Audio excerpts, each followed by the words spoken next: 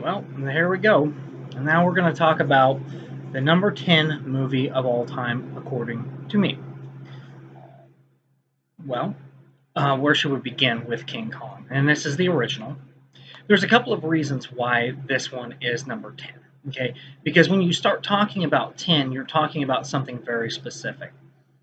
Now, let's do a little bit of arithmetic here. Okay, on average, I would say that people can view in movies, such as going to Amazon, maybe back in the day going to the video store, whatever. Um, Roughly, and this has increased over the years, is you have access to about 4,000 new movies a year. Okay, 4,000. Now, there's definitely more than that. I would say it would go up into the 20 to 40 to maybe even 50,000 real quality films that you can watch. I'm not saying they're good, I'm just saying that they can be presented as films. Okay, a year. However, about 4,000 of them can make it into your general area. Okay. Now, most people maybe watch, besides standard kids films and whatever their particular genre is, whether it be romance or Jean-Claude Van Damme action movies, maybe stick to about watching maybe 20 to 30 new films a year. Maybe 20 to 30. That's possible. That's maybe on the high end for people that like films. Some don't even watch hardly any at all.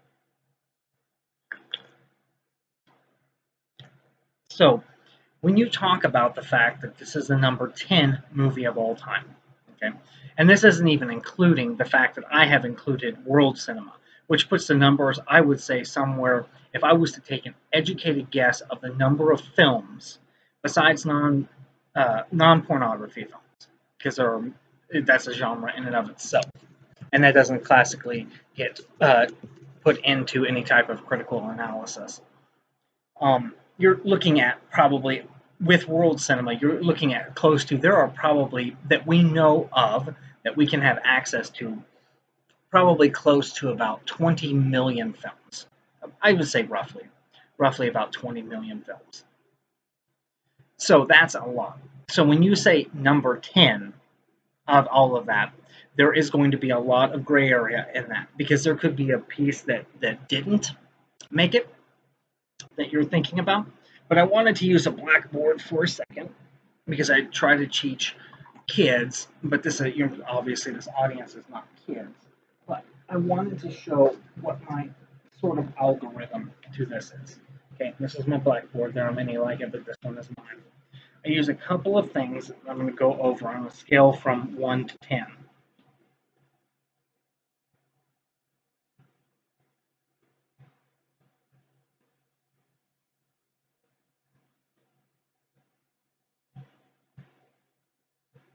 Okay, and I typically stick to these. These can be broken down a lot, okay, but this is about what I stick to. Can you see that? Okay, so the first one is popularity. How popular was this film? How transcendent was this film? That's a very complicated thing to talk about, because popularity oftentimes by its definition does not make something critical, because the more popular it is, usually the more watered down it is. Okay, the second one was called mise en scene, which we've talked about many times if you watch any of these programs, which is the director's influence. How was it shot? How was it lit? How was the costuming? How was the acting, the editing, all of that stuff? Okay, that's an important one too. Then you have the overarching story. Okay, was the story a great story, or was it a simple story? What goes into story? There's a lot that goes into story. Like and all of these blend into everything else. These are not exclusive terms that I use, but these are the basic ones. And then the last one is just acting. Period. Is it a very well acted piece? Okay. Now, some of the best movies that have ever been acted of all time, like One Flew Over the Cuckoo's Nest or A Streetcar Named Desire, are much lower in the top 300 films because, yeah, they are well acted. They're some of the best acted movies of all time, but that doesn't mean a whole lot because acting is one of those things that changes over time. What was once considered to be theater, version of theater, which was film at the early stages, is now a much more visceral, much more heady experience, and that goes with our culture. We're not really part of a human dynamic anymore, or theater type place. We are more in our own heads than we ever have been.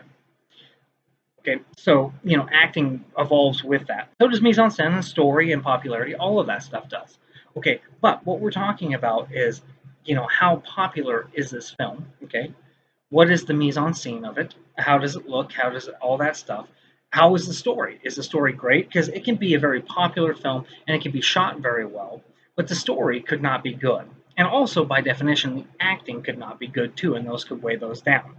Okay, but that's just the very basic algorithm that I use to determine what these are. Okay, so I'm going to talk about this. King Kong. All right, because we've spent 5 minutes deciding, because this is very important, because when we go through these top 10, you're going to be like, well, why is this the way it is? And I'm going to explain it. All right, so King Kong, the original. Okay, popularity, off the charts, one of the most popular films of all time. Okay, so we can start with that. This is one of the most popular films of all time. It has been made, as far as I know, besides King Kong Skull Island, which was a good movie. If you have not seen Skull Island, get it on Blu-ray. If they have it on 4K, somebody tell me, because I want that on 4K. Um, there have been many versions of King Kong throughout the years. It's a very popular series, similar to James Bond. It probably has as many alterations to it as the Bond franchise.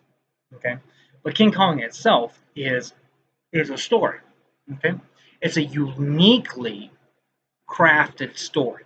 Okay, as far as I know, there is not another story like this that exists in any type of literature. Okay, kind of, you go to a deserted island for a spooky thing, and then you find it, you bring it back, you try to tame it and make it part of popular culture, and it devolves and it destroys you. Now, obviously, from that tenet, you can understand it's a Frankenstein type story. But again, we're not speaking of Mary Shelley. Um, I personally think that of all the books that I like the most, Frankenstein is probably my favorite book because it speaks so much to the culture that we live in right now, especially with science. So the story is off the chart too, because it's a unique story.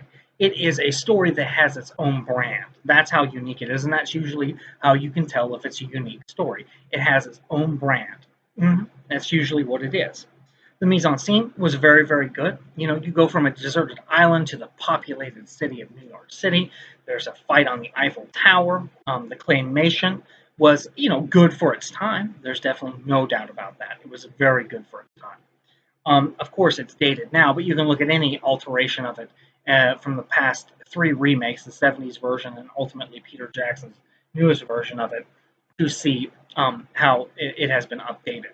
Okay, and the acting was fine. And again, I don't put a lot of emphasis on acting as much because as long as it's passable, that's almost like a pass-fail to me. Okay, that's a pass-fail. Because that's part of the mise en scene anyway. So you either have good acting or passable acting, or you don't, and that's basically it. From those 3 things, you can tell the story is great, the mise en scene is great, and the popularity of it is great. That is why it is number 10. Okay, and again, we're talking about a story that is unique. Think about, but I mean, there are Jules Verne stories similar to this. There is no doubt about that.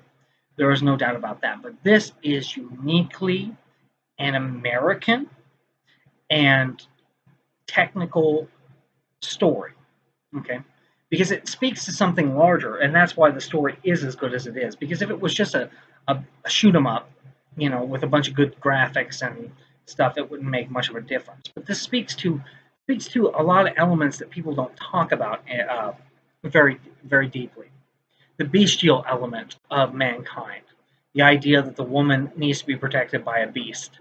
Okay, it's not talked about very much, but that is something that is deep in the psyche of people that lays dormant, that people don't think about. And when they watch a film, because they're more open to ideas in that environment, it is easier to process. The idea of civilizing the beast and making it an attraction. They call Kong what, the 9th wonder of the world, something like that. So, this is us, attempting to be like, we are civilized now. Boom. And so we have this under control. That's why Titanic was so popular, to be honest with you, because it speaks to a lot of different elements of life. It speaks to the fact that there's still class that exists in the world. There's still honor that exists in the world. You know, the men went down with the ship. The men that got on the boats were not viewed very honorably. You know, there's a lot of stuff that goes into that. But we're not here to talk about specifically Titanic. We're here to talk about King Kong. So, you know, you're dealing with, okay, RKO is the one that made this movie. Okay, RKO is most famous for probably Citizen Kane. That is probably its most famous product. Okay, that's a whole different story that I'll go into another time. But you know, RKO was kind of an underdog, and of course, it didn't make it because we don't see any more RKO pictures. So you know, it was an underdog, so it took a lot of chances, and it took a chance on this one too. Again, you have to understand, for many years, these type of monster movies were very popular in cinema. You know, it was you understand that Blair Witch couldn't exist during this time with the censorship. So, you know, you have things like these to entertain young people, but it reached a mass audience because it spoke to more of a subconscious level. Okay, and when we start talking about films in the top 10, we are definitely going to be speaking of subconscious level thoughts. So just be forewarned, because what makes them in the top 10 is that they speak to something so much larger than what we think of on the surface of life. So, and that's King Kong. You know, the idea that the woman is in love with the beast, or at least feels protected. All of that stuff is going on, and the civilization and the destroying of it. Basically, an innocent animal that was fine on the island where it was, but it was taken into the city. It got afraid by the cameras. It captured the girl to try to protect her. It ends up dying on, ironically, the Empire State Building, right? So there's a lot of metaphor that goes into that, like the idea that the Empire State Building is the peak of what mankind could do, and this is where this beast that's devolved chooses to be, because it's the highest place he can be, and there's planes flying around, you know, and it's shooting at him, and he lays down the woman, and he's up there, and he sacrifices himself. It's a tragedy.